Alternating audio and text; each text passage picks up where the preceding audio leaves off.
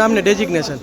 મનીષા વાળા રાજકોટ શહેર મહિલા કોંગ્રેસ દ્વારા જે અગ્નિકાંડમાં જે 24 બાળકોએ જે પોતાનો જીવ ગુમાવ્યો તેમના જે 1 વર્ષ પૂર્ણ થવા આવ્યું છે ત્યારે રાજકોટ શહેર મહિલા કોંગ્રેસ દ્વારા કાર્યક્રમ કરવા અને જે નિંભર તંત્ર ભાજપના ઈશારે જે નાચે છે એમને કહેવા અમે માંગીએ છીએ કે જ્યારે 1 વર્ષ પૂર્ણ થવા આવ્યું તો છતાં શું 24 જે બાળકોએ જીવ ગુમાવ્યો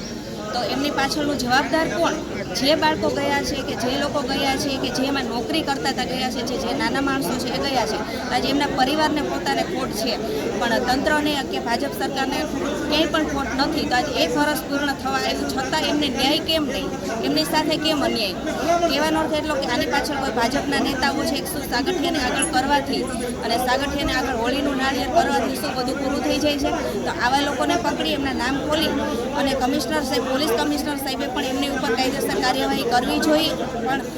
ભાજપના ઈશારે ક્યાંક નાચતા હોય પણ આ તો એના જેવું છે કે તમે છોડી દેશો ભાજપ છોડશે પણ કુદરત નહીં છોડે. એ લોકો તો 24નો જીવ જે ગયો છે એમનો તો જવાબ કુદરત લેવાનો જ છે પણ કહેવાનો તમારા કોંગ્રેસ દ્વારા એટલી માંગ છે કે 4 જણા આજે 1 વર્ષમાં જો છોડી દીધા એ જામીન ઉપર તો આવા લોકો છૂટવા શું કામે જોઈએ? જો આવા જ કાંડો કારણ કે તંત્ર અને ભાજપની બેદરકારીના કારણે જો આવા કાંડો બનતા રહેશે તો ભોગ તો પબ્લિક જ બને છે. તો આવા ઉપર કાયદેસર